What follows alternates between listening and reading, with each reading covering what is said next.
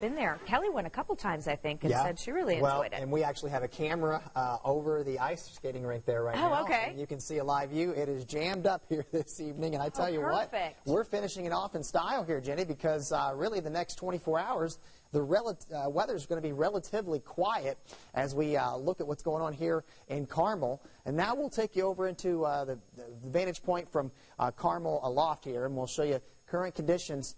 Downtown, we're at 37, south wind at 8 miles per hour. We made it up to 44 today. Want to plan out your evening. Mostly to partly clear is what we're going to have. We're going to be in the mid-30s. And as we go through the overnight, clouds are going to hang with us. And we'll be around 30 degrees for an overnight low and get you going tomorrow morning. Speaking of tomorrow, future track 13, here you go. Not going to have a whole lot of precipitation with this weak disturbance, but we can't say it's going to be a completely dry day. And it could be a combo where you might have a few snowflakes and maybe a few raindrops as we get into the afternoon. And the best chance of the rain later in the day is going to be across southern parts of Indiana, Bedford towards Seymour here. But the chances are pretty low. We'll call it mainly cloudy, but mainly dry, and still make it close to 40, so we'll be above average for a daytime high. All right, if you're traveling on Christmas Eve day, no weather worries here locally.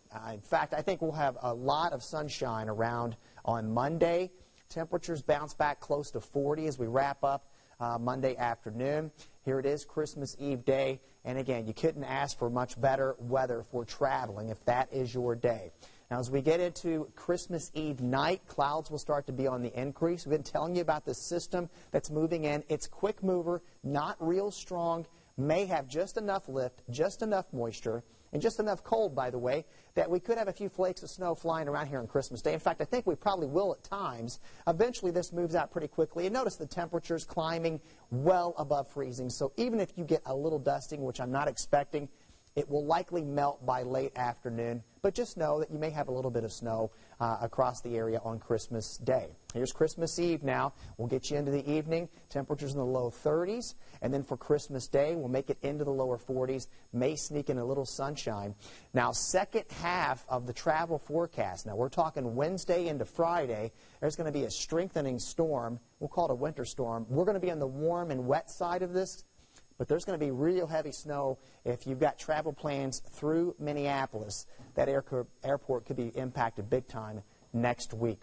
Speaking of, that warm side will go from 42 Christmas Day, 45 on Wednesday, mid-50s, but it's coming with rain there on Thursday, and we may actually be close to 60 degrees Friday morning before the front passes and cools us back down next weekend.